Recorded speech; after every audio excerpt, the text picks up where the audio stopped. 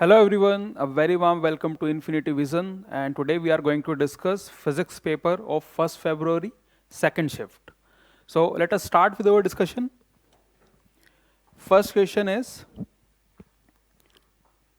there is an ammeter, 5% of the main current passes through the galvanometer, and if the resistance of the galvanometer is G, we have to find the resistance of the ammeter. So let us see how we can solve this problem. यहाँ पे हमें दिया हुआ है date कि हमारे पास एक एमीटर है और एमीटर को हम फॉर्म कैसे करेंगे। हमारे पास बेसिकली एक गैल्वेनोमीटर दिया हुआ है और अगर एक गैल्वेनोमीटर के साथ हम एक शंट यूज़ करेंगे तो बेसिकली ये वर्क करेगा एमीटर की तरह। मान लेते हैं यहाँ पर शंट का रेजिस्टेंस है हमारे पास, शंट के रेजिस्टेंस को हम मान लेते हैं एस, गैल्वेनोमीटर का रेजिस्टेंस है जी, ये हमको दिया हुआ है। सपोज इस सर्किट के अंदर यहाँ पर करंट आ रहा है आई, यही आई करंट हमको रीड करना है। सो ये करंट डिवाइड हो जाएगा, एक पोर्शन जाएगा इसका शंट के थ्रू, इसको मान लेते हैं आई एस, एक पोर्शन इसका जाएगा गैल्वेनोमीटर के थ्रू, इसको मान लेते हैं आई जी। और यहाँ पर दिया हुआ है that the 5% of the main current passes through the galvanometer. So 5% of this current I is going through the galvanometer. तो यहाँ से हम देख सकते हैं डेट गैल्वेनोमीटर ये दोनों पॉइंट्स सेम है, यानी कि शंट और गैल्वेनोमीटर के अक्रॉस जो पोटेंशियल डिफरेंस है वो दोनों पार्ट के अंदर सेम है। तो यहाँ पर हो जाएगा हमारे पास that I S into S, ये है resistance of the shunt, this should be equal to I G into G, G is the resistance of the galvanometer. तो यहाँ हमको दे रखा है that 5% current is passing through the galvanometer. So 5/100 I, this is passing through the galvanometer, और बाकी current 95% ये हमारा पास हो रहा है शंट के थ्रू। तो यहाँ से हमारे पास आएगा this would be equal to I and I, this will cancel out, और ये हमारे पास होगा this is 19। So S is equal to G/19। हमारे पास वैल्यू आ गई है शंट रेजिस्टेंस की। Shunt resistance is 1/19 times the value of the resistance of galvanometer. अब हमें निकालना है कि एमीटर का रेजिस्टेंस क्या है। सो ये पूरी यूनिट हमारे पास एमीटर की तरह वर्क कर रही है। सो जो इसका इक्विवेलेंट रेजिस्टेंस है वही रेजिस्टेंस होगा एमीटर का। तो हम लिख सकते हैं that the equivalent resistance of this unit वही है रेजिस्टेंस एमीटर का। ये हमारे पास हो जाएगा this would be equal to, दोनों पैरेलल के अंदर है, S into G upon S plus G. Resistance of the shunt ये हमने निकाला, this is equal to G/19 into G, resistance of the shunt this is G/19 plus G. तो ये हमारे पास आएगा दिस इज G²/19, और यहाँ पर है हमारे पास this would be equal to 20G/19। तो हमारे पास एमीटर का रेजिस्टेंस निकल कर आया, this is equal to G/20। देखते हैं कौन सा ऑप्शन मैच कर रहा है। तो यहाँ पर G/20 कोई भी ऑप्शन यहाँ पर मैच नहीं कर रहा है, but the correct answer is G/20। हमारी कैलकुलेशन एकदम सही है। सो कोई भी ऑप्शन मैच नहीं कर रहा। This question is a bonus question. ठीक है, let us move further. Second question is, it says that to measure the temperature coefficient of resistivity alpha of a semiconductor, an electrical arrangement is shown in the figure. So हमारे पास एक arrangement, एक setup यहाँ पर दिया हुआ है जिसके थ्रू हमें एक सेमीकंडक्टर का रेजिस्टिविटी, कोफिशिएंट ऑफ रेजिस्टिविटी हमको फाइंड करना है। आगे पढ़ते हैं। दी arm BC made up of the semiconductor, ये वाला आर्म हमारा सेमीकंडक्टर का बना हुआ है और इसी का हमको temperature coefficient of resistivity find out करना है। आगे पढ़ते हैं। दी arm BC is made up of semiconductor. The experiment is being conducted at 25 degrees Celsius and resistance of the semiconductor arm is 3 milliohm. So 25 degrees Celsius पर जो semiconducting arm है इसका resistance है 3 milliohm. The arm BC is cooled at a constant rate of 2 degrees Celsius per second, and if the galvanometer G shows no deflection after 10 seconds, तो हमें alpha की value बतानी है। टेम्परेचर कोफिशिएंट ऑफ रेजिस्टिविटी हमको बताना है कि जब 10 सेकंड तक हम इसको कूलिंग कर रहे हैं तो यहाँ पर नो डिफ्लेक्शन की कंडीशन शो हो रही है। नो डिफ्लेक्शन की कंडीशन अगर हमारे पास है तो हमारे पास कंडीशन होगी that 0.8/1, this should be equal to resistance of B C को मान लेते हैं x/3। तो यहाँ से हमारे पास x निकल कर आया, दिस शुड बी 3.4 मिली ओम। यानी कि जो फाइनल रेजिस्टेंस है कूलिंग होने के बाद वो बी सी आर्म का इस सेमीकंडक्टर वायर का निकल कर आया हमारे पास 2.4 मिली ओम। और हमें ये भी कहा है कि ये रेजिस्टेंस है 10 सेकंड के बाद में। कूलिंग रेट था हमारे पास 2 डिग्री सेल्सियस पर सेकंड। तो यानी कि हमने जो कूलिंग की है वो कितने अमाउंट से कर दी, 2 डिग्री सेल्सियस पर सेकंड था, 10 सेकंड के बाद हमने इसको अचीव किया। So delta T is 20 degree Celsius. हमने यहाँ पर कूलिंग की है बाई 20 डिग्री सेल्सियस। हम जानते हैं that the new resistance is related to the old resistance by this equation 1 plus alpha delta T. अब क्योंकि हमने कूलिंग की है delta T, this is negative, ये हमारे पास आएगा R naught 1 minus alpha delta T है हमारे पास, दिस इज 20। आर की वैल्यू, R is the final resistance, ये आया हमारे पास 2.4 मिली ओम और आर नॉट था हमारे पास 3 milli ohm. So this is equal to 1 minus 20 alpha. यहाँ पे इसको मैं सॉल्व कर रहा हूँ, this is equal to 0.8 is equal to 1 minus 20 alpha. So यहाँ से हमारे पास आया that 20 alpha, this is equal to 1 minus 0.8, this is 0.2 and alpha is 0.2 upon 20. So this is equal to 1 by 100, that is 10 to the power minus 2. So temperature coefficient of resistivity is 10 to the power minus 2। और ये minus sign बता रहा है कि with जब temperature हमारा decrease कर रहा है तो रेजिस्टेंस भी हमारा डिक्रीज कर रहा है। Okay, so the correct answer is option 3। Let us now move on to the next question. यहां पर हमें कुछ स्टेटमेंट दी हुई है और आइए एक बार स्टेटमेंट्स को एनालाइज करते हैं। The first statement is the angular momentum of electron, the angular momentum of an electron in the nth orbit is an integral multiple of h cross. तो यहाँ पर हमें दिया हुआ है that the angular momentum is an integral multiple of h cross, और यही हमारे पास एक बोर पोस्टुलेट भी था that L is equal to NH cross, that is NH upon 2 pi. H cross हमारे पास होता है H अपॉन 2 पाई। तो पहली स्टेटमेंट यहाँ पर एकदम करेक्ट है।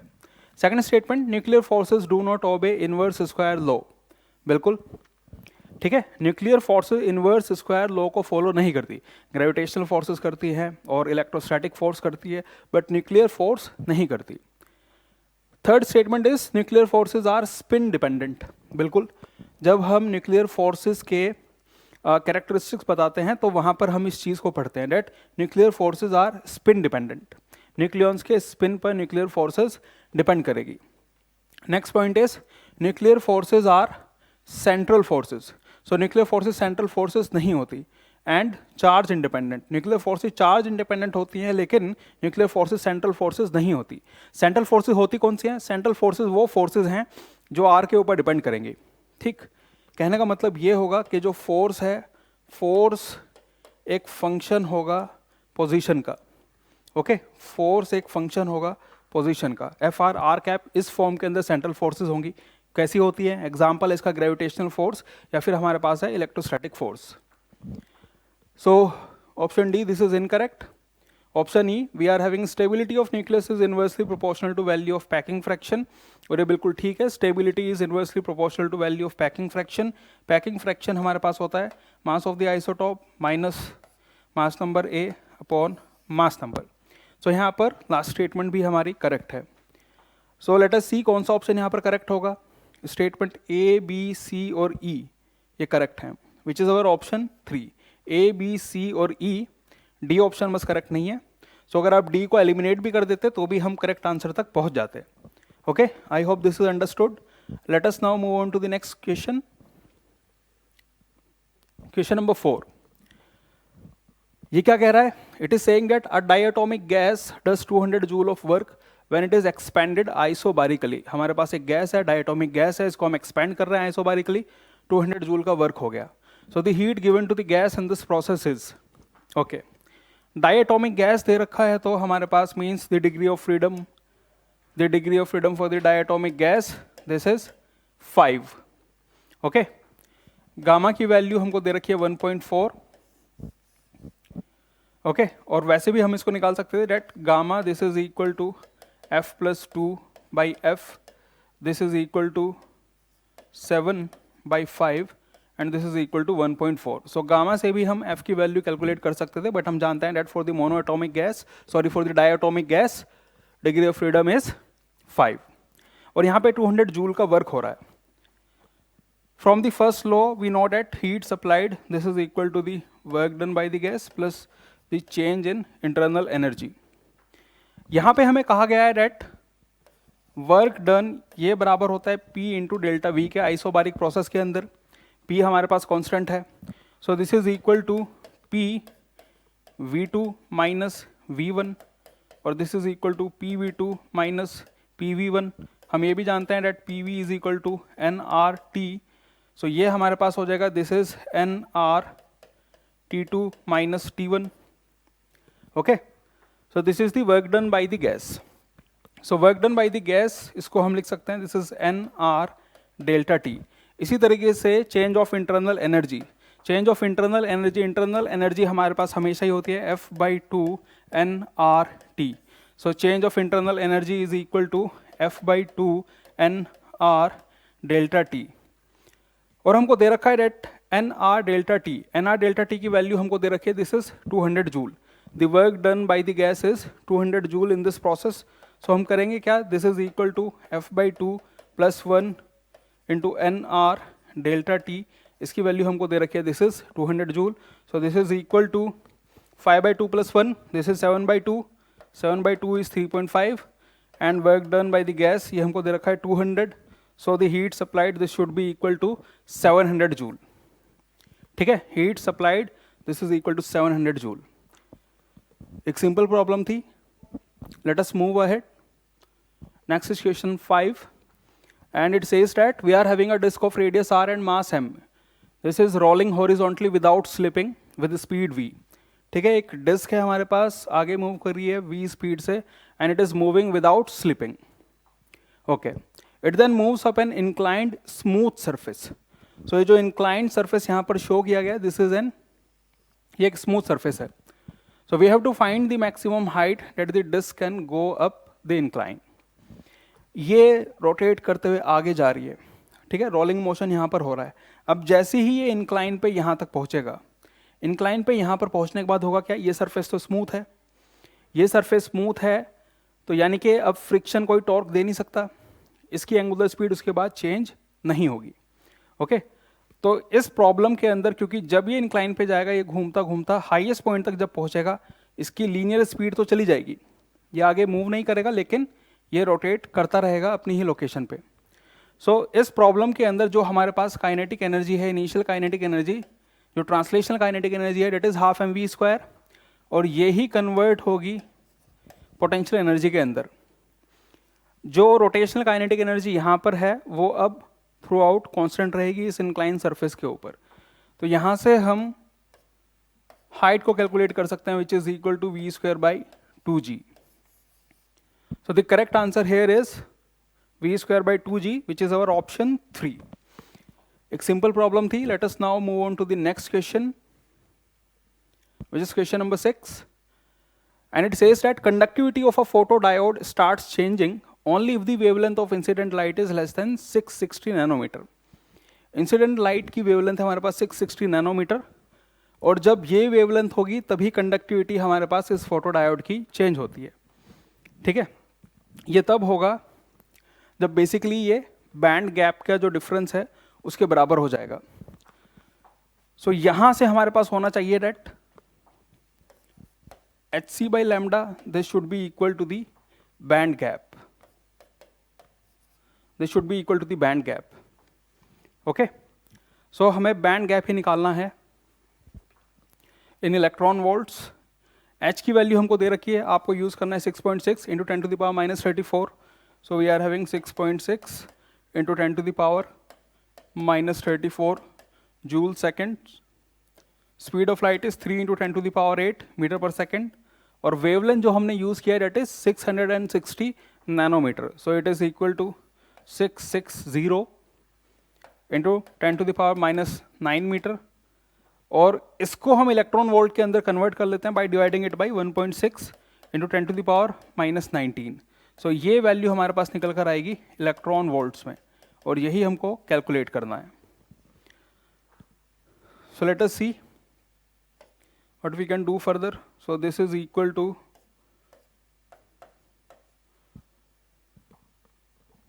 this is 1/100 और हमारे पास ऊपर बचेगा 10 to the power -34 plus 8 plus 9 plus 19 -2. So this is 3/1.6. 3/1.6 इसको हम लिख सकते हैं दिस इज 15/8 और ये हमारे पास बचेगा दिस इज 36 और ये हमारे पास हुआ 28 and 8 this is 36.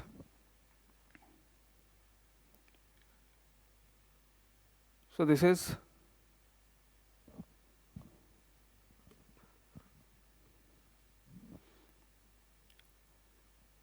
Okay. So ये सब कैंसिल आउट हो गया और हमारे पास this is 15/8 electron volt. Okay, so the value of x is this is 15. The correct answer is option 1. Let us now move on to the next question. A big drop is formed by coalescing 1000 small droplets of water. The surface energy will become. ठीक है, हमने क्या किया कि एक बड़ी बूंद बनाई है. A big drop is formed by coalescing 1000 small droplets of water. The surface energy will become. So initially हमारे पास 1000 small drops हैं और इन सबको मिक्स करने के बाद हमने एक बिगर ड्रॉप यहाँ पर फॉर्म की है. So इनिशियल हमारे पास जो टोटल वॉल्यूम थी this is 1000 into 4/3 pi. Small drop का रेडियस हम मान लेते हैं r. This should be equal to 4/3 pi. Bigger drop का रेडियस मान लेते हैं ये हो गया कैपिटल R. तो यहाँ पे 4/3 pi 4/3 pi this will cancel out and we are having that the radius of the bigger drop is 10 times the radius of the smaller drop. जो इनिशियल सरफेस एनर्जी है हमारे पास ये हो जाएगी. Initial total surface area is this is 1000 into 4 pi r square into इसको surface tension से अगर हम मल्टीप्लाई कर देंगे then we are having the initial surface energy. इसी तरीके से the final surface energy this is equal to 4 pi capital R की वैल्यू है 10r square of this into t. So the final surface energy this is equal to 100 into 4 pi r square into t. Initial surface energy थी 1000 times. Final surface energy है 100 times of this value and this is 1000 times of this value. So हमसे पूछा है the final surface energy will become. तो the final surface energy ये हमारे पास हो गया 1/10 ऑफ दिस वैल्यू. तो the correct answer is this is 1/10.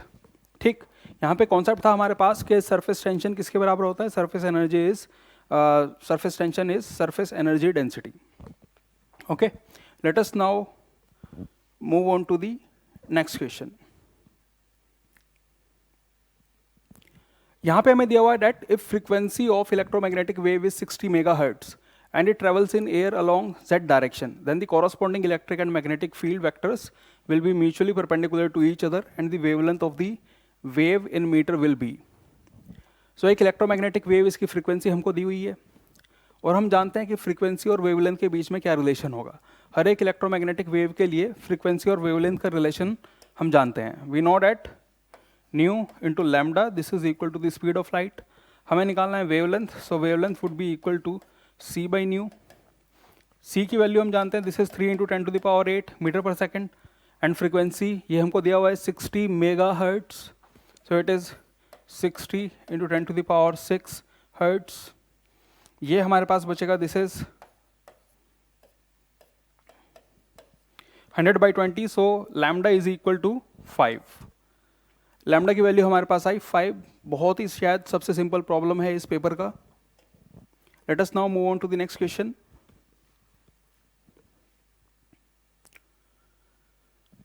Okay, ये क्वेश्चन कह रहा है that there is a cricket player who catches a ball of mass 120 gram moving with 25 metre per second. If the catching process is completed in 0.1 second, then the magnitude of force exerted by the ball on the hand of the player is. So यहाँ पर concept है कि average force जो हमारे पास होगा, average force हमारे पास होगा that F average, this is equal to change of momentum in the given time. So जो मोमेंटम का चेंज हुआ है फाइनली तो बॉल रुकी जाएगी, this is equal to M V upon time हमको दे रखा है, दिस इज 0.1 सेकेंड। मास है हमारे पास 120 gram, so that is 0.12 kg into velocity हमको दे रखी है, this is 25 metre per second, so this is 25 metre per second. Final momentum stop ही हो जा रही है तो फाइनल मोमेंटम यहाँ पे 0 है, सो जो actual magnitude of change of momentum is this is upon 0.1। सो ये हमारे पास हो जाएगा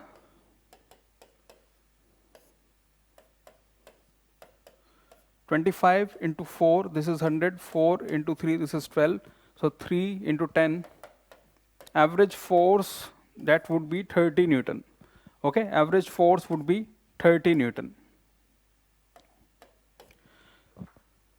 So एक simple problem थी.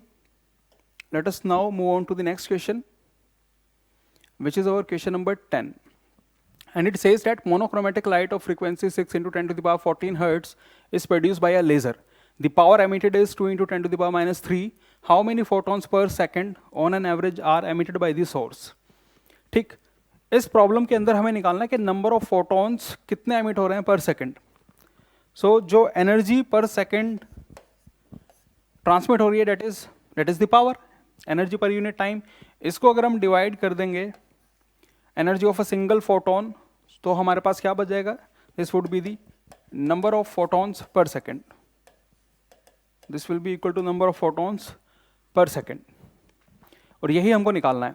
पावर हमको दी हुई है, power is 2 into 10 to the power minus 3, so power is 2 into 10 to the power minus 3।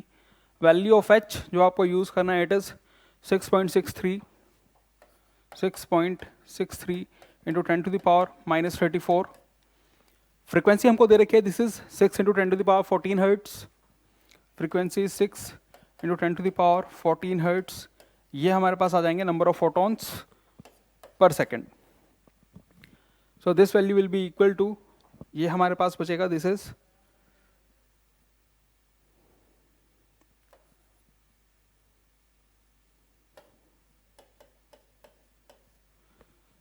this is 2 upon 663 into 6 into, this will be equal to 10 to the power minus 1, this is 10 to the power minus 1 plus 34 minus 14. So ये हमारे पास हुआ, this is equal to 2 upon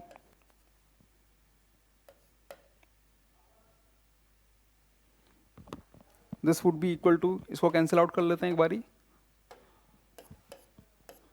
सो ये हमारे पास बचेगा, this is 1 upon 1989 into 10 to the power plus 19। Okay, so ये हमारे पास हुआ, this is 10 to the power plus 19 and 1 upon 1989, इसको मैं अप्रॉक्सीमेट कर सकता हूँ, दिस इज 1/2000। 1989 को मैंने 2000 लिख लिया, और यहाँ पे this is 10 to the power 19। अगर मैं यहाँ पर इसके साथ 4 जीरो इधर अकोमोडेट कर दूँ, so this is 10,000 upon 2000 into 10 to the power 15, so 2000, ये 5 टाइम्स कैंसिल आउट हो जाएगा। सो हमारे पास आए, this is 5 into 10 to the power 15 number of photons per second. Okay, the number of photons emitted per second, these are approximately 5 into 10 to the power 15 photons per second. Let us now move on to the next question.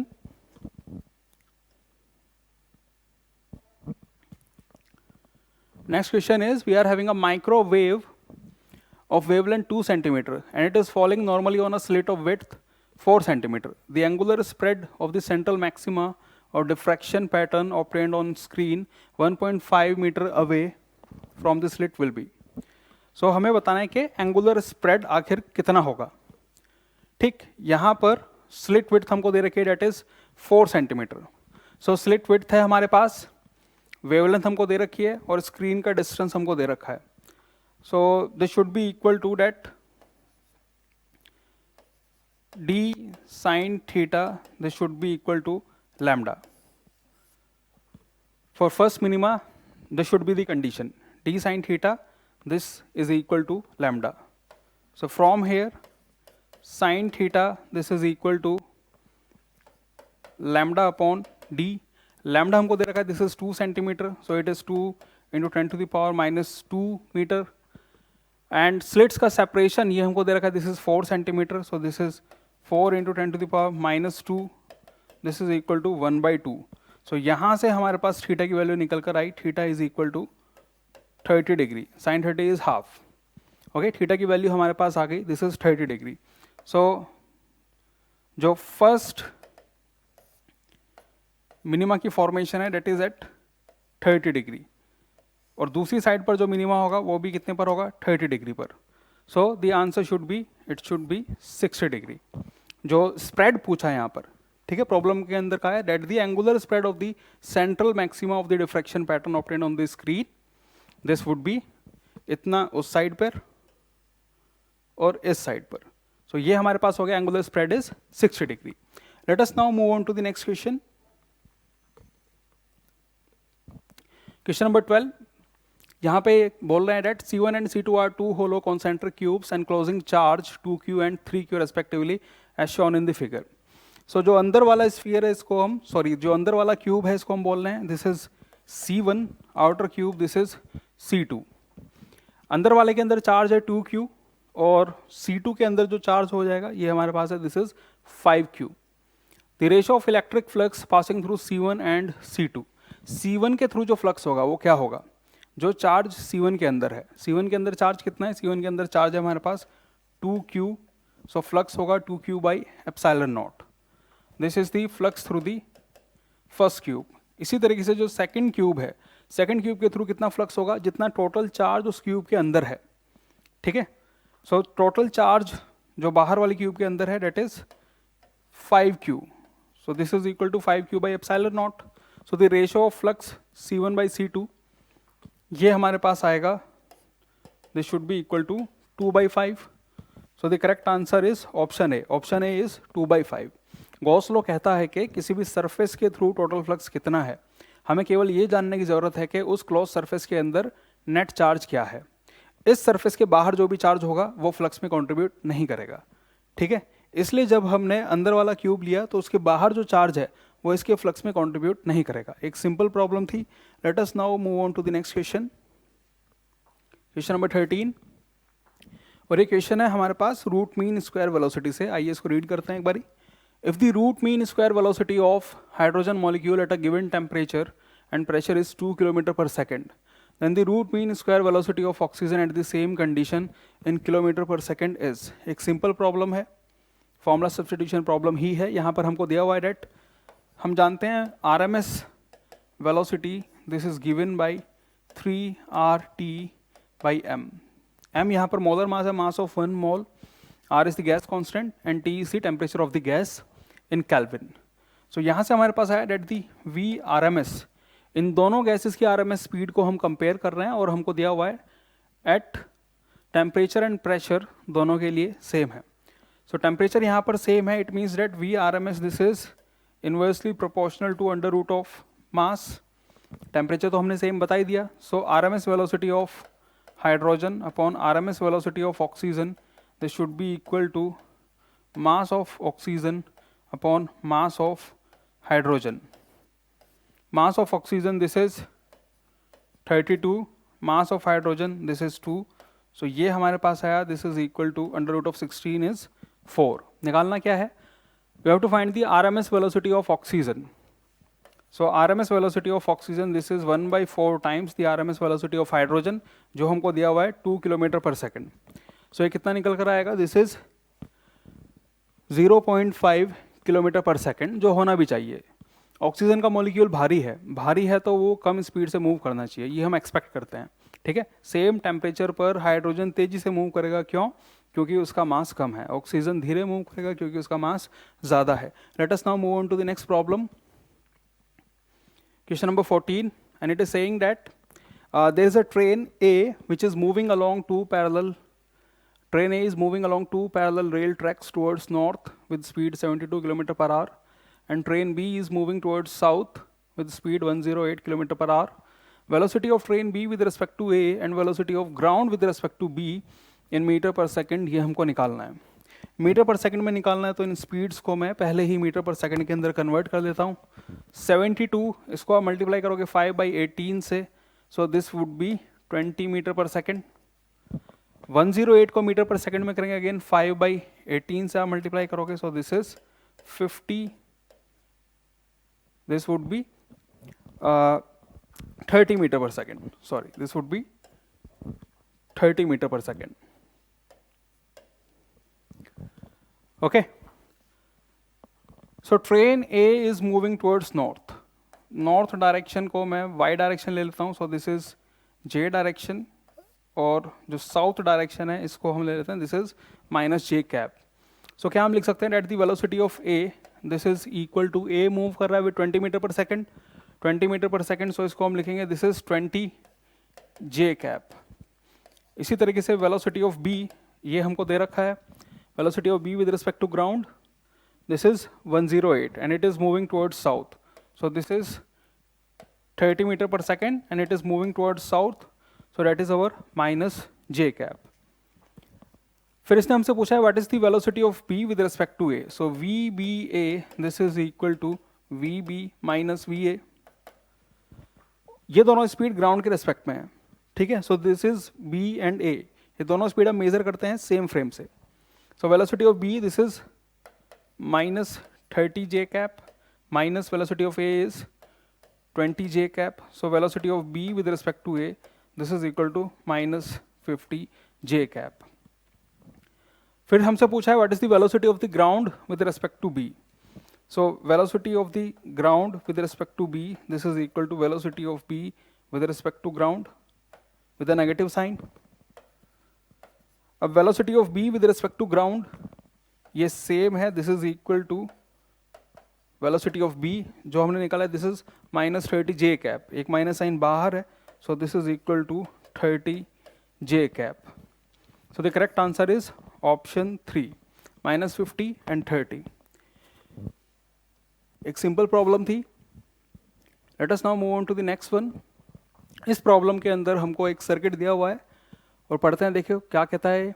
Galvanometer G of 2 ohm resistance is connected in the given circuit. The ratio of charge stored in C1 and C2. दो capacitor हैं हमारे पास और इन दोनों में जो charge store होगा उसका ratio हमसे पूछा हुआ है. सो इस प्रॉब्लम को कैसे करें. इस प्रॉब्लम के अंदर जब ये सर्किट अपनी स्टेडी स्टेट के अंदर होगा, स्टेडी स्टेट से मतलब है कि जब इसको बैटरी से कनेक्ट करने के बाद 5, 10 या 20 सेकंड गुजर चुके हैं, ठीक है, अच्छा खासा टाइम यहाँ पे गुजर चुका है, तो सर्किट अपने स्टेडी स्टेट में आ जाएगा. ये वाला आर्म स्टेडी स्टेट में ओपन है. कैपेसिटर है क्या. Capacitor is basically air gap. एक प्लेट यहाँ पर है, एक प्लेट यहाँ पर है और बीच में हवा है, बीच में गैप है. तो सर्किट यहाँ पर ब्रोकन है. यहाँ से जो भी करंट जाएगा वो करंट मूव करेगा इसके थ्रू, फिर इसके थ्रू, फिर यहाँ से ट्रैवल कर कर वो बैटरी में वापस जाएगा. तो यहाँ पर हम निकाल सकते हैं what is the total current supplied by the cell. Total resistance कितना हो गया. ये तीनों रेजिस्टेंस हमारे पास सीरीज में हो गए, 6 और 4 10. गैल्वेनोमीटर का रेजिस्टेंस हमें दिया हुआ है, this is 2 ohm. So total resistance हमारे पास हो गया 6 4 + 2 12 ohm. So total resistance is 12 ohm. So the current supplied by the cell, this is equal to V by total resistance R. So this is equal to 1/2 ampere. So the current supplied by the cell, this is 0.5 ampere. Okay, एक बार यहाँ पर potential का distribution देख लेते हैं. ये point सीधा battery के पॉजिटिव से कनेक्टेड है, सो इस पॉइंट को मान लेते हैं ये 6 पोटेंशियल पर है. ये पॉइंट हो जाएगा हमारे पास 0 पोटेंशियल पर. करंट है हमारे पास 0.5 एम्पियर. इस रजिस्टर के अक्रॉस ड्रॉप हो जाएगा 0.5 I × R. इसके अक्रॉस ड्रॉप होगा, सो 4 × 0.5. इसके अक्रॉस ड्रॉप हो गया 2 वोल्ट का, यानी कि इस वाले पॉइंट पर पोटेंशियल होगा 4, क्योंकि इसके अक्रॉस ड्रॉप है 2 वोल्ट का. ठीक. अब गैल्वेनोमीटर के थ्रू भी करंट जा रहा है 0.5 एम्पियर. इसका रेजिस्टेंस है हमारे पास 2 ohm. तो यानी कि इसके अक्रॉस ड्रॉप होगा 1 वोल्ट का। 1 वोल्ट का ड्रॉप है तो 1 वोल्ट का ड्रॉप यहाँ पे कर देते हैं। 1 वोल्ट का ड्रॉप होगा तो यहाँ पर पोटेंशियल आ जाएगा 3। 6 ओम रेजिस्टर में भी करंट है 0.5, तो इसके अक्रॉस जो पोटेंशियल ड्रॉप होगा वो होगा 3 का। ये 3 से कनेक्टेड है और ये 0 से कनेक्टेड है, इसके अक्रॉस पोटेंशियल ड्रॉप है 3 का। ओके, तो अब हमारे पास पूरे सर्किट में पोटेंशियल ड्रॉप है। इस कैपेसिटर के अक्रॉस पोटेंशियल ड्रॉप है 6 और यहाँ पर इसकी कैपेसिटेंस दे रखी है 4 microfarad. We know that Q is equal to CV, so this is 4 into 3, यह आया हमारे पास 12 माइक्रोकूलम। C1 is 12 microcoulomb. इसी तरीके से C2 हमारे पास आएगा। C2 के अक्रॉस पोटेंशियल ड्रॉप है 4, सो यहाँ पर जो चार्ज होगा C2 into V, this is equal to 24 microcoulomb. और हमसे पूछा है that the ratio of charge stored in C1 and C2। C1 के अंदर चार्ज आया हमारे पास, the charge on the C1 is 12 microcoulomb, this is 24 microcoulomb, so ratio हो गया यहाँ पर 1/2। ठीक है, C1 C2 के अंदर जो चार्ज का रेशियो है डेट इज 1/2।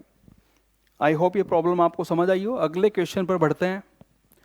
अगला क्वेश्चन है हमारे पास मीटर ब्रिज से, और यहाँ पर कह रहे हैं date in a meter bridge when a resistance in the left gap is 2 ohm and unknown resistance in the right gap, the balance length is found to be at 40 centimeter. On shunting the unknown resistance with 2 ohm, the balance length changes by. Okay, एक बार इस circuit को हम draw कर लेते हैं। एक left gap है हमारे पास और एक राइट गैप है हमारे पास, और यहाँ पे हमारे पास मीटर ब्रिज का वायर। ये हमको दिया हुआ है लेफ्ट गैप के अंदर हमारे पास रेजिस्टेंस है 2 ओम का, राइट गैप के अंदर हमें पता नहीं कौन सा रेजिस्टेंस है, और यहाँ पर एक गैल्वेनोमीटर होगा और हम नल पॉइंट इसकी हेल्प से ढूंढ रहे हैं। ठीक है, सो फर्स्ट केस में दे रखा है कि ये वाली लेंथ जो है दिस इज 40 सेंटीमीटर। ये लेंथ अगर 40 सेंटीमीटर है तो ये वाली लेंथ हमारे पास this length is 60 centimetre. So हमारे पास हो जाएगा that 2/40 resistance per unit length कुछ मानेंगे वो कट ही जाएगा। जब हमें बैलेंसिंग पॉइंट नल पॉइंट मिल रहा है then 2/40 should be equal to x/60। So यहाँ से हमारे पास आएगा this is equal to x is equal to 3 ohm. So right gap के अंदर जो रेजिस्टेंस है ये है हमारे पास 3 ओम का। अब सेकंड केस के अंदर बोल रहे हैं कि हमने किया क्या, जो राइट गैप वाला रेजिस्टेंस है इसको शंट कर दिया, इसको आपने शंट कर दिया, और शंटिंग के लिए हमने यूज़ किया 2 ओम का रेजिस्टेंस। शंटिंग के लिए हमने यूज़ किया 2 ओम का रेजिस्टेंस। सो नल पॉइंट अब कितने अमाउंट से शिफ्ट कर जाएगा। ओके, एक्स की वैल्यू हमारे पास आ चुकी है 3। सो ये जो पोर्शन है इसका इक्विवेलेंट रेजिस्टेंस हमारे पास क्या होगा, ये हमारे पास है 3, एक्स इज इक्वल टू 3। सो इसका इक्विवेलेंट हमारे पास आएगा दिस इज 2 इंटू 3/2 + 3। क्यों, क्योंकि ये दोनों पैरेलल में है, ये दोनों पैरेलल में है, तो ये हमारे पास आ गया इसका equivalent. So this is equal to 6/5 ohm. So 6/5 ohm ये रेजिस्टेंस है अब नए केस के अंदर। तो हमारे पास होना क्या चाहिए, जो नया बैलेंसिंग होगा वो किस तरीके से होगा, 2 मान लेते हैं ये लेंथ है हमारे पास L, लेफ्ट साइड से जो लेंथ नई लेंथ है वो हमारे पास L हो गई। रेजिस्टेंस है हमारे पास राइट गैप के अंदर अब 6/5 नया रेजिस्टेंस है। ये वाली लेंथ कितनी हो जाएगी, ये वाली लेंथ हमारे पास हो जाएगी दिस इज 100 - L। अगर ये L सेंटीमीटर है तो वो हमारे पास हो जाएगा this is 100 - L centimetre. So ये हमारे पास बचेगा this is equal to 10 into 100 - L, this should be equal to 6L। So यहाँ से हमारे पास आया that 1000 - 10L, this is equal to 6L। और ये हमारे पास हो जाएगा this would be equal to 16L, this is 1000 and this is 250. So L is equal to 250/4 which is 62.5. So जो नया आपको नल पॉइंट मिलेगा लेफ्ट हैंड साइड से वो आपको मिलेगा 62.5 सेंटीमीटर पर। अब इन्होंने पूछा है the balance length changes by, पहले था आपका नल पॉइंट 60 सेंटीमीटर पर, अब आपको नया नल पॉइंट मिल रहा है 62.5 सेंटीमीटर पर। तो यहाँ से कितनी शिफ्टिंग होगी? 62.5 पे जाने के लिए आप शिफ्ट करोगे 22.5 से, ठीक है। यहाँ इन्होंने ये नहीं पूछा कि नया नल पॉइंट कहाँ पे है, इन्होंने पूछा the balance length changes by. So जो बैलेंस लेंथ है आपको चेंज करना पड़ेगा 22.5 सेंटीमीटर से, पहले 40 पर था, अब आप इसको लेकर जाओगे 62.5 पर। So let us now move on to the next problem. Question number 17 एक इजी प्रॉब्लम है, सिग्निफिकेंट फिगर्स यहाँ पे हमें कैलकुलेट करनी है, तो देखते हैं एक बारी। सबसे पहले हमको दिया हुआ है 1001 1001, इसके अंदर 4 सिग्निफिकेंट डिजिट्स हैं हमारे पास, क्योंकि अगर 2 नॉन जीरो डिजिट्स के बीच में कुछ जीरो हैं वो सारी जीरो सिग्निफिकेंट होती हैं, तो यहाँ पर 4 सिग्निफिकेंट डिजिट हैं। थ्योरी वाला क्वेश्चन है। नेक्स्ट के अंदर यहाँ पर हमारे पास 3 सिग्निफिकेंट फिगर है, जो ट्रेलिंग जीरोज हैं यहाँ पर, सॉरी जो लीडिंग जीरोज है जो आगे लगी हैं, इनका कोई महत्व नहीं है। सो ये वाली जीरो सिग्निफिकेंट नहीं है। 3 सिग्निफिकेंट फिगर यहाँ पर हो गए।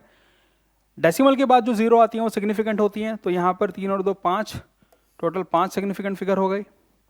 ओके, एंड फिर हमारे पास यहाँ पर हैं टोटल, दिस इज 3 और 3, sorry these are 6 significant figure. यहाँ पे डेसिमल के बाद वाली जो जीरो होंगी वो सिग्निफिकेंट होंगी। सो डेसिमल के बाद 3 और 3 6, ये हमारे पास टोटल 6 सिग्निफिकेंट फिगर हैं। इसके अंदर जो भी नंबर लेस देन 1 होगा उसके अंदर जो भी हमारे पास लीडिंग जीरोज हैं, ये पहले वाली जीरोज, इनका कोई महत्व नहीं है। जो इसके अंदर टोटल हमारे पास 5 सिग्निफिकेंट फिगर्स हैं। सो the correct answer is a का सेकंड, बी का फर्स्ट, सी का fourth, so it is our option 4. The correct answer is option 4. Let us now move on to the next problem.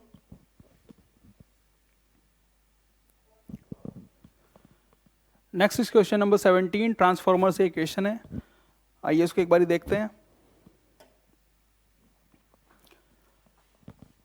It says that a transformer has an efficiency of 80% and it works at 10 volt and 4 kilowatt. Okay.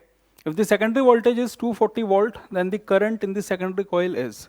So सबसे पहली बात यहाँ पर हमको दिया हुआ है कि एफिशिएंसी है 80% और पावर हमको दिया हुआ है, इनपुट पावर इज 4 किलोवाट।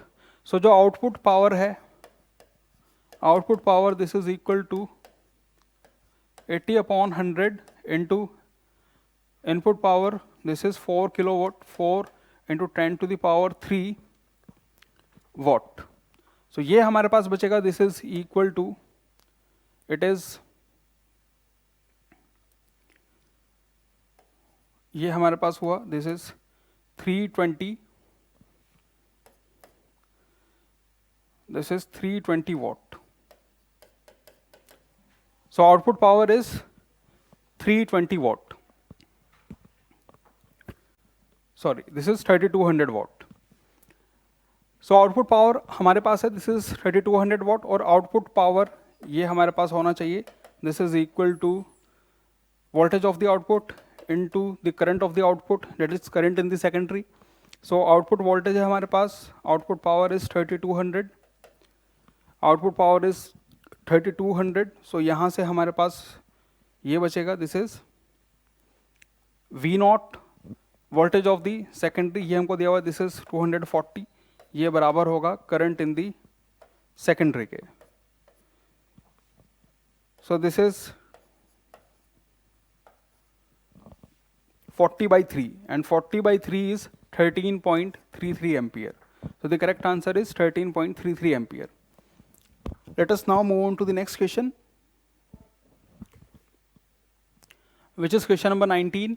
यहाँ पे हमें दिया हुआ है that we are having a, there is a light planet which is revolving around a massive star in a circular orbit of radius r with a period of revolution t.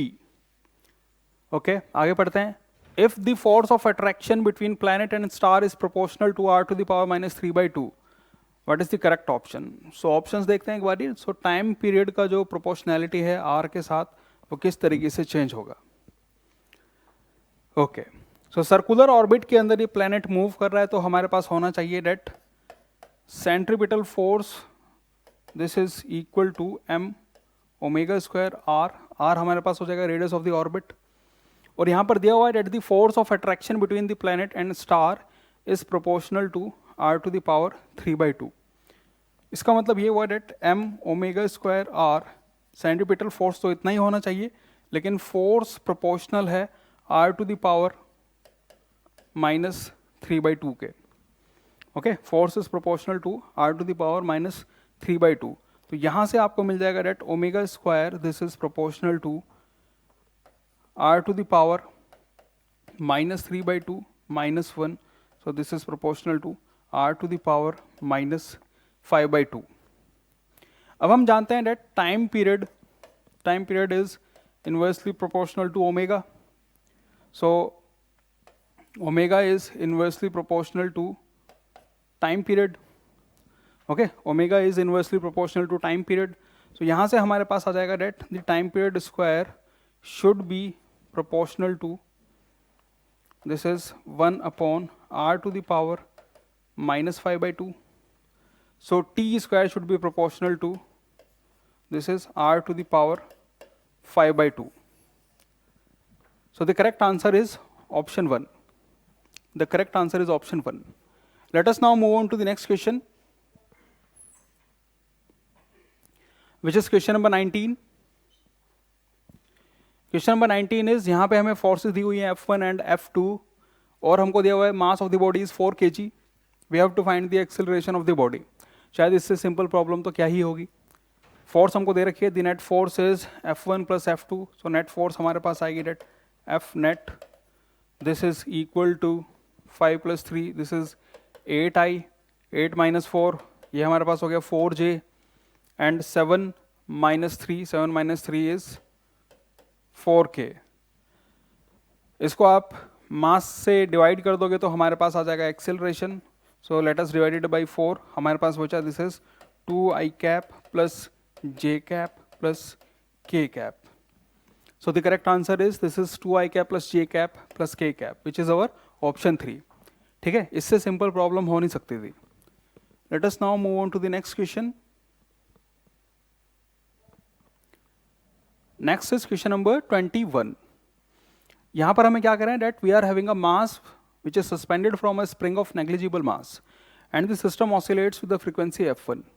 The frequency of oscillation if a mass 9m is suspended from the same spring. ठीक है, second case में frequency है f2, first case के अंदर frequency है f1। सो एक बार ही देखते हैं कि इस प्रॉब्लम को कैसे सॉल्व करेंगे। हम जानते हैं that the time period this is equal to 2π under root of m/k, k जहाँ पर होता है स्प्रिंग कांस्टेंट, यानी कि हम कह सकते हैं that frequency this is proportional to under root of k/m।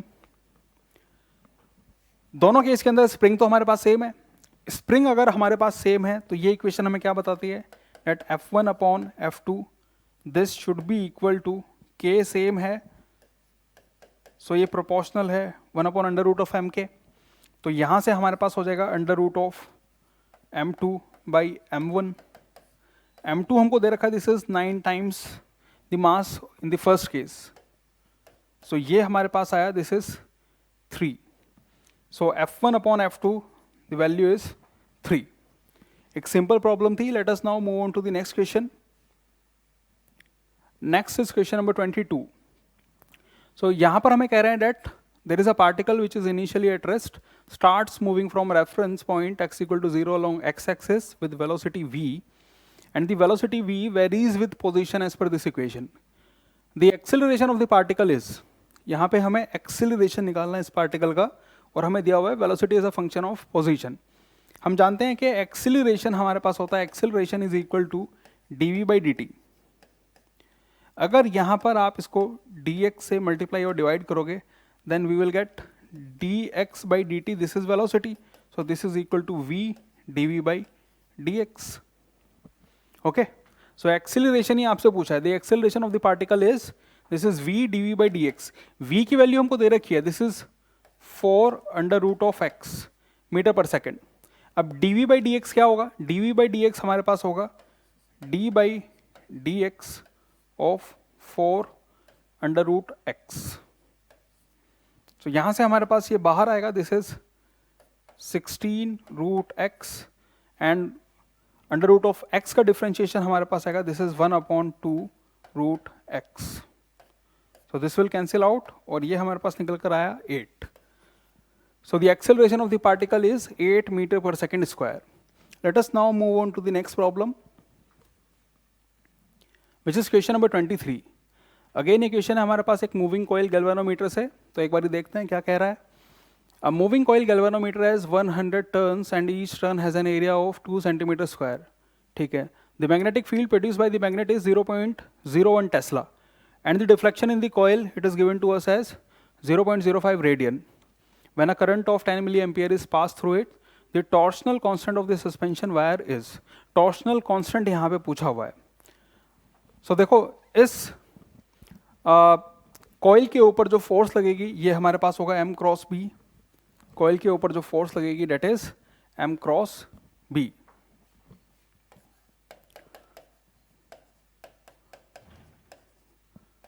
So this is equal to mb sine theta, और साइन थीटा यहाँ पर होता है 1. इस केस में डिजाइनिंग इस तरीके से होती है कि ये हमेशा m और b आपस में नॉर्मल रहें. मैग्नेटिक मोमेंट हमारे पास हो जाएगा, this is equal to n into I into A into B. So ये हमारे पास निकल कर आई force and this is equal to c times theta. Equilibrium situation के अंदर इसको बैलेंस कौन करता है? इसको बैलेंस करता है जो टॉर्शन इस वायर के अंदर प्रोड्यूस होगा. Okay, so that is equal to c into theta. और हमसे पूछा है that what is the torsional constant, यानी कि c की वैल्यू हमसे पूछी है. c is equal to NIAB upon theta, और थीटा यहाँ पर हमको दिया हुआ है, दिस इज 0.05 रेडियंस. सो सारी वैल्यूज हमको दी हुई है, बस सब्स्टिट्यूट करनी है. एक बार सब्स्टिट्यूट करते हैं. So c this is equal to number of turns, ये हमारे पास 100. Current is 10 milliampere, so this is 10 into 10 to the power minus 3 ampere. Area of cross section is 2 centimeter square, so it is 2 centimeter square को meter square में convert करेंगे, so it is 2 into 10 to the power minus 4 meter square. And magnetic field is 0.01 Tesla, so it is 0.01 Tesla. सब कुछ SI unit में हमने लिया. And theta is in radians, so theta है हमारे पास, this is 0.05. So ये हमारे पास हो जाएगा, this is 0.05 into, so this will cancel out और हमारे पास यहां से बचेगा, दिस इज इक्वल टू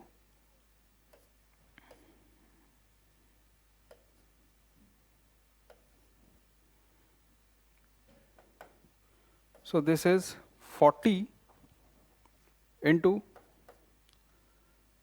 ये हमारे पास हो गया, this is 40 into 10 into 10 to the power minus 7. So ये हमारे पास हो गया, this is equal to 4 into 10 to the power minus 5. So the value of x is, this is 4 into 10 to the power minus 5. X की value यहाँ पर हो गई 4. एक सिंपल प्रॉब्लम थी. फॉर्मूला अगर आपको पता है तो आप इजीली करेक्ट आंसर तक अराइव कर सकते हो. Let us now move on to the next problem. Next question is, one end of a metal wire is fixed to a ceiling and a load of 2 kg hangs from the other end. A similar wire is attached to the bottom of the load and another load of 1 kg hangs from this lower wire. Then the ratio of longitudinal strain of upper wire to that of lower wire. ऊपर वाले wire और नीचे वाले wire के बीच में जो longitudinal strain का रेशो है ये हमसे पूछा हुआ है. तो एक बार इस सिचुएशन को ड्रॉ करते हैं. एक वायर है हमारे पास, यहाँ से एक मास हैंग कर रहा है, ये हमको दे रखा है, दिस इज 2 kg. फिर एक दूसरा वायर है, इससे एक और मास हैंग कर रहा है, ये है हमारे पास 1 kg. और दोनों के दोनों वायर एकदम सिमिलर हैं. ठीक है, दोनों के दोनों वायर एकदम सिमिलर है, यानी कि दोनों वायर का यंग्स मॉडुलस सेम होगा और एरिया ऑफ क्रॉस सेक्शन यहाँ पर सेम होगा. ठीक, तो अब यहाँ पर अगर हम टेंशन निकालेंगे, अगर आप टेंशन निकालोगे, मान लेते हैं कि इस वायर के अंदर टेंशन है T1 और इस वायर के अंदर टेंशन है T2. सो T2 इक्विलिब्रियम सिचुएशन में इसको इसका वेट बैलेंस करेगा. सो हमारे पास सिचुएशन होगी that T2 is equal to 1 into G. So this is equal to 10 newton. T2 हमारे पास 10 न्यूटन है. अगर T1 की बात करें, सो T1 से टोटल लोड जो हैंग कर रहा है वो है 3 kg. हमारे पास आएगा that T1 this is equal to 30 newton. So T1 is 30 newton and T2 is 10 newton. हमसे पूछा है कि रेशो ऑफ लॉन्गिट्यूडिनल स्ट्रेन यहाँ पर होगा क्या.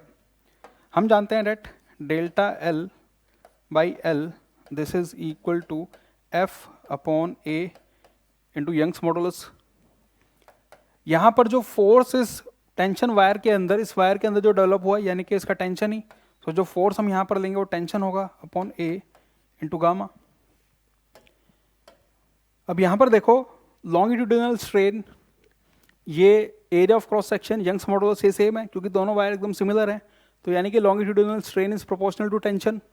तो हम यहाँ से कह सकते हैं that delta L by L for the first wire upon delta L by L for the second wire, this should be equal to T1 upon T2. First wire के अंदर टेंशन कितना है, that is 30. सेकेंड वायर के अंदर tension कितना है, that is 10. So this is 3:1. Okay. So the ratio of the longitudinal strain, it turns out to be 3. Let us now move on to the next question. Next is question number 25. Okay, so let us see what it says. It is saying that a particular hydrogen-like ion emits the radiation of frequency 3 into 10 to the power 15 hertz when it makes transition from n equal to 2 to n equal to 1. एक hydrogen like species है और जो इस frequency का radiation emit कर रही है और ट्रांजिशन हो रहा है सेकंड से 1. The frequency of radiation emit in transition from n equal to 3 to n equal to 1. सो यहाँ से हमें फाइंड आउट करना है कि सेकंड वाले केस में एक फ्रीक्वेंसी एमिट होगी और ये x की वैल्यू हमें बतानी है. वी नो डैट जब भी हमारे पास कोई ट्रांजिशन होगा, जब भी ट्रांजिशन होता है तो जो एनर्जी रिलेटेड होती है उस ट्रांजिशन में किसी हाइड्रोजन लाइक स्पीशी के लिए ये हमारे पास होती है, this is 1 upon n1 square minus 1 upon n2 square. ये हमारे पास अगर ट्रांजिशन होके आ रहा है, हायर से लोअर में जंप कर रहा है, तो ये हमारे पास फाइनल है, वो हमारे पास इनिशियल है. ओके, हमारे पास ये केस हो जाएगा. सो फर्स्ट केस में this is 13.6 into Z square, वो सेकंड से 1 में आ रहा है, सो इट इज 1 माइनस 1/4 और ये हमारे पास हो जाएगा डेल्टा ई एच न्यू 1 के बराबर. सो फर्स्ट केस के अंदर जो रेडिएशन एमिट हुआ है h nu 1 should be equal to this. Second case के अंदर हमारे पास होना चाहिए that h nu 2 this is equal to 13.6 into Z square. यहाँ पे जा रहा है 3 से 1 में, 3 से 1 में जा रहा है तो this is 1 minus 1/9, this is 1 minus 1/9. इन दोनों इक्वेशन को हम डिवाइड करेंगे. इन दोनों इक्वेशन को अगर आप डिवाइड करोगे तो हमारे पास बचेगा that nu 1 upon nu 2 this is equal to 1 minus 1/4 is 3/4, 1 minus 1/9 this is equal to 8/9, this is 8/9, so it is equal to 27/32. सो हमें निकालना है सेकंड केस में फ्रीक्वेंसी क्या होगी, μ2 दिस इज इक्वल टू 32/27 और फर्स्ट केस में जो frequency थी ये थी हमारे पास 3 into 10 to the power 15 hertz. So this is 3 into 9, x/9 form में आ गया, x/9 into 10 to the power 15. So x की वैल्यू यहाँ से हमारे पास होनी चाहिए 32. ठीक है. सो मेजरली अगर आपको ये वाली इक्वेशन पता है तो आप इजीली इस प्रॉब्लम को सोल्व कर सकते हो. इसी तरह के क्वेश्चन एक्सपेक्ट किए जाते हैं, जो न्यूक्लियाई एटम न्यूक्लियाई से जो भी प्रॉब्लम बनेंगी वो इसी तरह की प्रॉब्लम्स बन सकती हैं. दूसरी शिफ्ट में भी इसी तरह के ही क्वेश्चंस थे. सो यहाँ पर value of x is this is 32. Let us now move on to the next question. Next is question number 26 और ये क्या कह रहा है, we are having an electrical circuit which is drawn below the amount of charge stored in the capacitor is. So कितना charge यहाँ पर capacitor के ऊपर स्टोर है हमें बताना है. देखो यहाँ पर भी एक स्टेडी स्टेट रीच हो जाएगी जब आप इस सर्किट को कनेक्ट कर दोगे.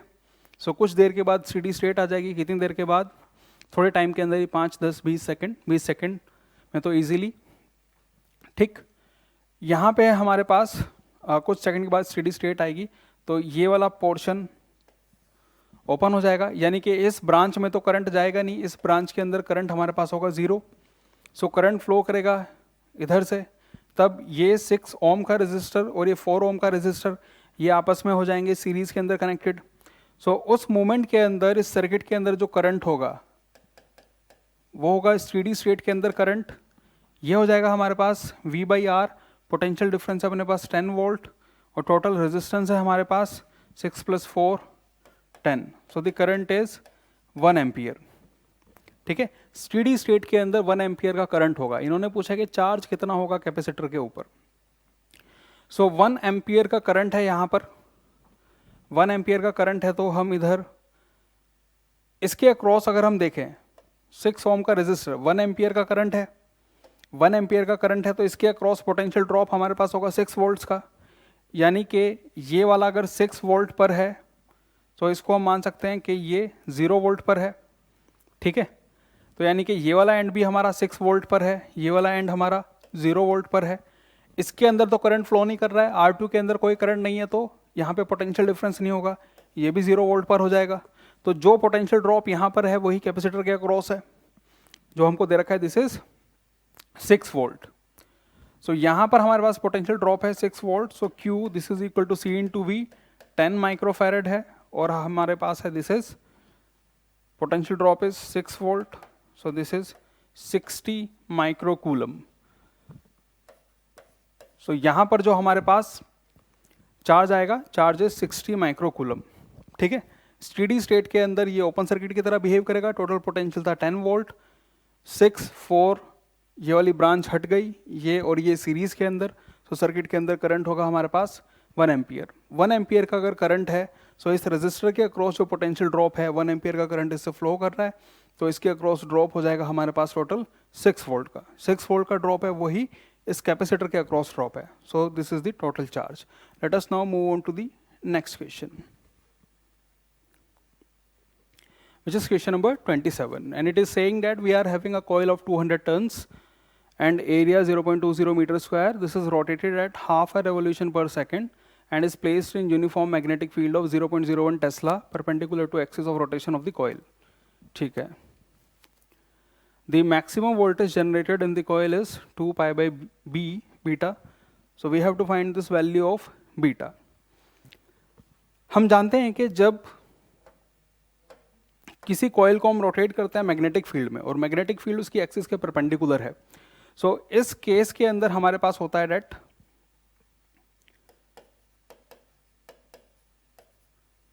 Magnetic flux this is equal to B dot A. Coil rotate कर रही है तो एंगल वहां पर चेंज होगा, सो ये हमारे पास आता है this is equal to B into A into cos theta. Okay, अगर इनिशियली हम मान लें कि जो कॉइल का प्लेन है ये मैग्नेटिक फील्ड की डायरेक्शन में ही है, सो इनिशियली एंगल इज 0, और उसके बाद हम लिख सकते हैं डेट थीटा ये बराबर होगा ओमेगा टी के, और ओमेगा हमको दे रखा है this is half revolution per second. So omega की वैल्यू ये आपको दे दी, this is equal to pi radian per second. अब जो ईएमएफ यहाँ पर जनरेट होगी, ईएमएफ यहाँ पर जनरेट होगी, ये हमारे पास निकल कर आएगी, this is equal to d phi by d t, और ये थीटा को हम रखेंगे ओमेगा टी, सो वो हमारे पास आएगा this is equal to B A omega sine omega T. So जो मैक्सिमम यहाँ पर ईएमएफ जनरेटेड होगी वो होगी बी ए ओमेगा, और यहाँ पर नंबर ऑफ टर्न्स हमको दे रखे हैं, तो नंबर ऑफ टर्न्स को भी हम यहाँ पर ऐड कर देंगे, सो ये हो जाएगा N into B into A into omega. सारी वैल्यूज हमको दे रखी है, N is 200, magnetic field is 0.01 Tesla, 0.01 Tesla, area of cross section is 0.2, and angular velocity of rotation this is pi radians per second. So यही हमारे पास होगा maximum voltage generated. So this will be equal to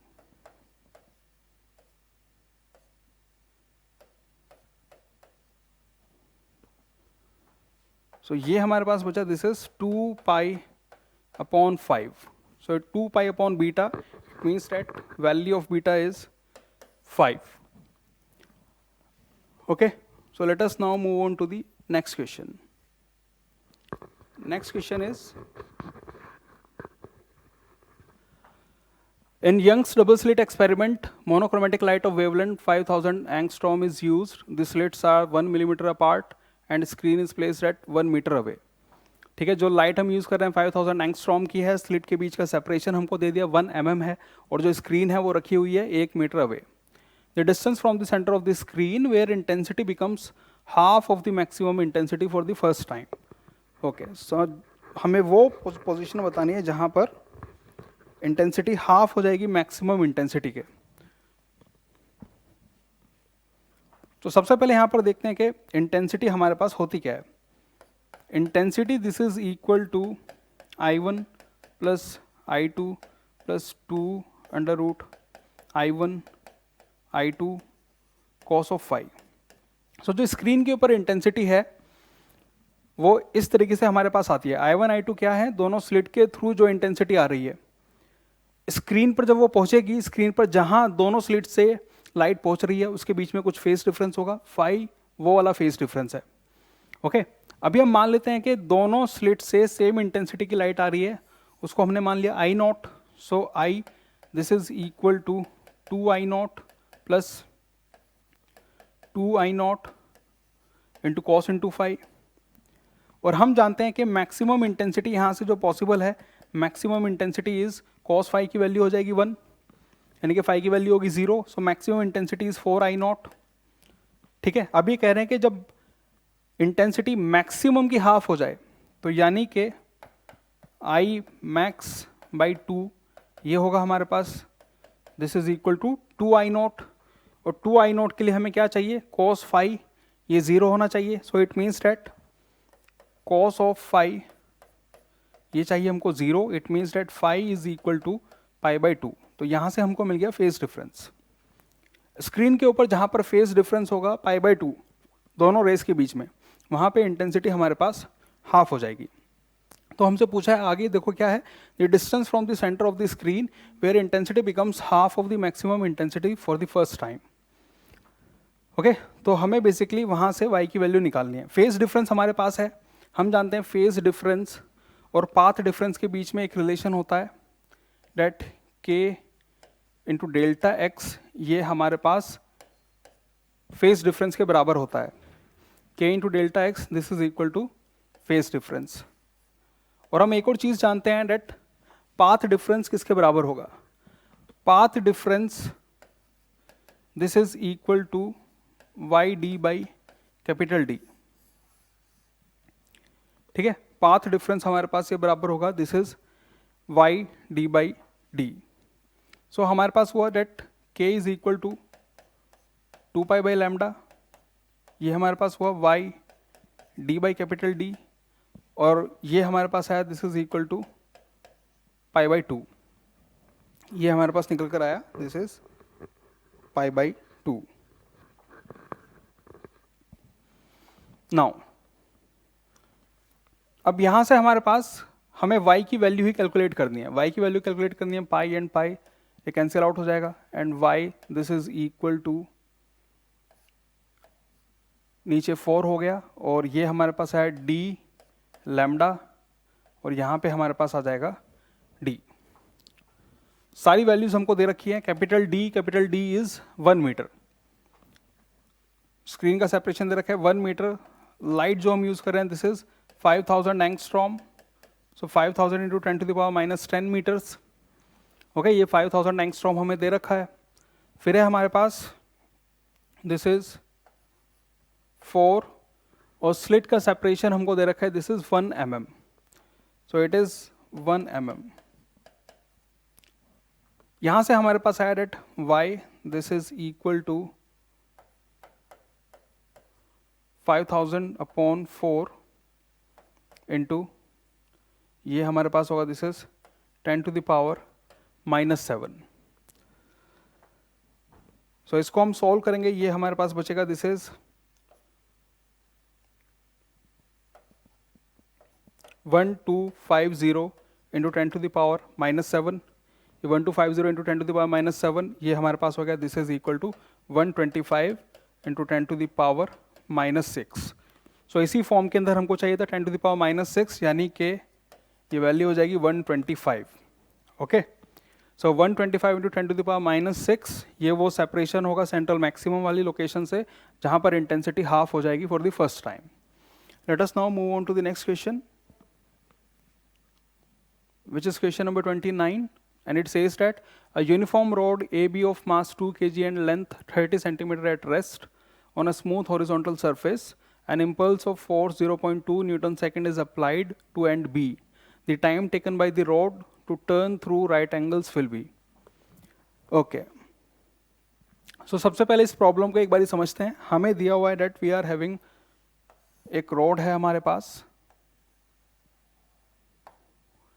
ये इसका and ए दे रखा है, ये है हमारे पास end B of the rod, और इसकी लेंथ हमें प्रोवाइडेड है. हमसे कह रहे हैं कि बी एंड पर एक हमने इम्पल्स इम्पार्ट की और वो इम्पल्स हमको दे रखी है, the impulse is 0.2 Newton second, और ये रखा हुआ है एक हॉरिजॉन्टल टेबल के ऊपर जो स्मूथ है. यहाँ आपने इम्पल्स इम्पार्ट कर दी, आपने इसको हल्का सा मार दिया, इम्पल्स आपने दे दी, उसके बाद ये मूव करना स्टार्ट करेगा. टेबल तो स्मूथ है. तो ये पूछ रहे हैं कि कितने टाइम में, यहाँ पे पूछा है that the time taken by the rod to turn through right angles, यानी कि कितने टाइम बाद इसका ओरिएंटेशन इस तरह का हो जाएगा. ठीक है, ये रोटेट भी करेगी, आगे भी मूव करेगी. तो एक बार ये देखते हैं कैसे इस प्रॉब्लम को हम कर सकते हैं. हम जानते हैं दैट इम्पल्स को हम डिनोट करते हैं जे से. Impulse is equal to change of momentum. So impulse को हम लिख सकते हैं this is equal to P final minus p initial, और यहाँ से हमारे पास आएगा that J plus p initial, this is equal to P final. यानी कि जो आप इम्पल्स इम्पार्ट कर रहे हो p initial plus J, this is equal to P final.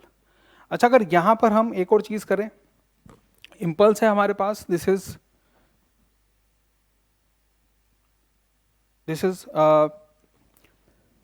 Force into time. इसको हम कन्वर्ट कर सकते हैं, यहाँ पर एंगुलर इम्पल्स मिलने की वजह से रोटेट करेगा. सो जो इम्पल्स यहाँ से मिली है ये हमारे पास F into t, J is equal to F into t. इसको अगर हम आर से मल्टीप्लाई कर दें तो ये हो जाएगी हमारे पास टॉर्क, टॉर्क इंटू टी. यही क्या हो जाएगा, एंगुलर इम्पल्स. तो अगर इस पूरी इक्वेशन को हम आर से मल्टीप्लाई कर दें, आर इंटू जे, यहाँ पे हमारे पास ये हो जाएगा this is P initial into r, this is equal to P final into r. So ये हो जाएगा हमारे पास एंगुलर इम्पल्स, ये हो जाएगा एंगुलर मोमेंटम, और ये हमारे पास हो जाएगा final angular momentum. So angular impulse को मैं लिख रहा हूँ J r. So angular impulse plus initial angular momentum, this is equal to final angular momentum. ये हमारे पास इम्पल्स मोमेंटम इक्वेशन हो गई रोटेशन के लिए. ठीक है, सो ये सिंपली हमारे पास दे रखा था हमको, एफ इंटू टी की वैल्यू दे रखी थी, दिस इज 0.2 न्यूटन सेकेंड, और इसका लेंथ हमको दे रखा है, length is the length of the rod is 30 centimetre. So torque यहां पर हो जाएगा, this is equal to L by 2. सो ये हमारे पास है, दिस इज 0.2, लेंथ हमारे पास 30 सेंटीमीटर यानी कि 15 सेंटीमीटर इंटू 0.15. सो ये हमारे पास बचेगा, this is 30/1000. So angular impulse is equal to 0.03. Okay, angular impulse हमारे पास निकल कर आई, दिस इज 0.03. तो इसको हम यहाँ पर यूज़ करेंगे. एंगुलर इम्पल्स है हमारे पास, this is 0.03. Initial angular momentum, initially तो ये रेस्ट पर था, so initial angular momentum is 0. Final angular momentum ये बराबर होगा आई ओमेगा के. I is the moment of inertia of this rod. So एक बार मोमेंट ऑफ इनर्शिया को कैलकुलेट करते हैं. सेंटर के अबाउट जो इसका मोमेंट ऑफ इनर्शिया होगा, this is 1/12 into M into L square, 1/12 into M L square. So इसको एक बार कैलकुलेट करेंगे, दिस इज 1/12. रोड का मास दे रखा है हमको 2 kg, और लेंथ है हमारे पास 0.3 metre square of this. So ये हमारे पास निकल कर आया, this is 0.3 into 0.3 upon 6. So ये हो गया हमारे पास 9/600. So this is equal to 3/200. So moment of inertia is 3/200. Moment of inertia की वैल्यू यहाँ पर रखते हैं. This is 3/200 into omega and this is equal to 3/100.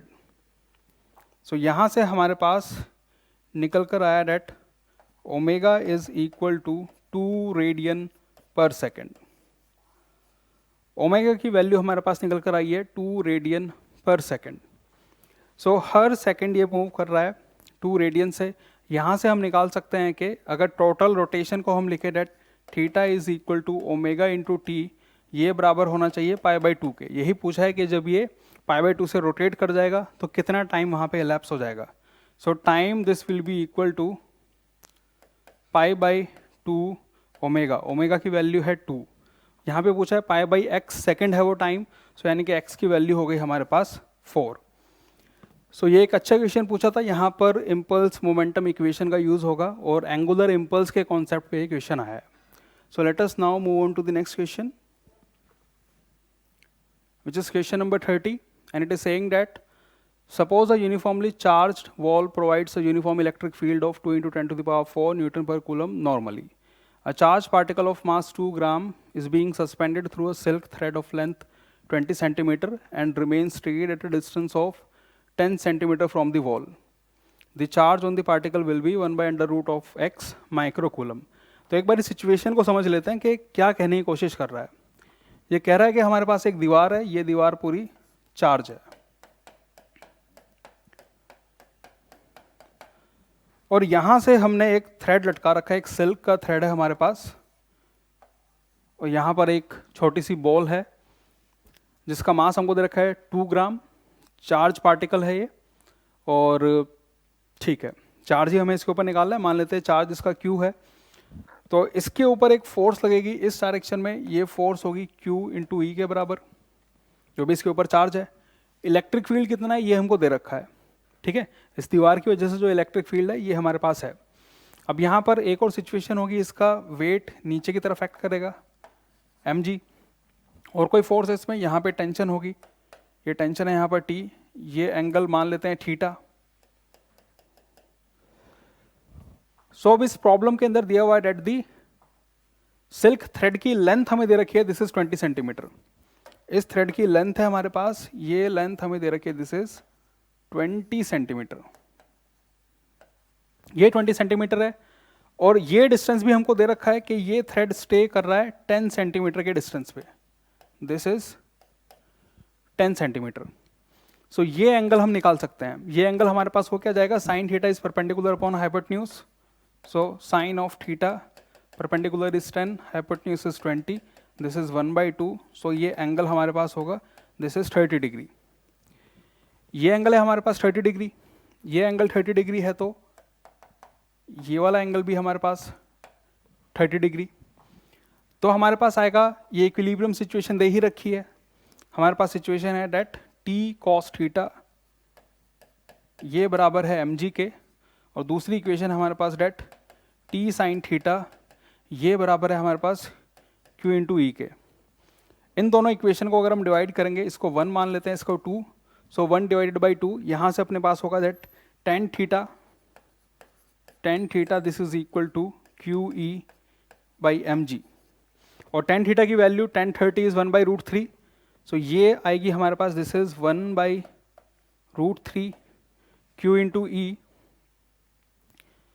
So 1/√3 this is equal to Q × E. Q हमको निकालना है, E की value हमको दे रखी है, दिस इज 2 × 10⁴. मास हमको दे रखा है 2 gram, so it is 2/1000. This is 2/1000 and value of G इसको हम यूज कर रहे हैं यहाँ पर 10. तो हमारे पास बचेगा, दिस इज इक्वल टू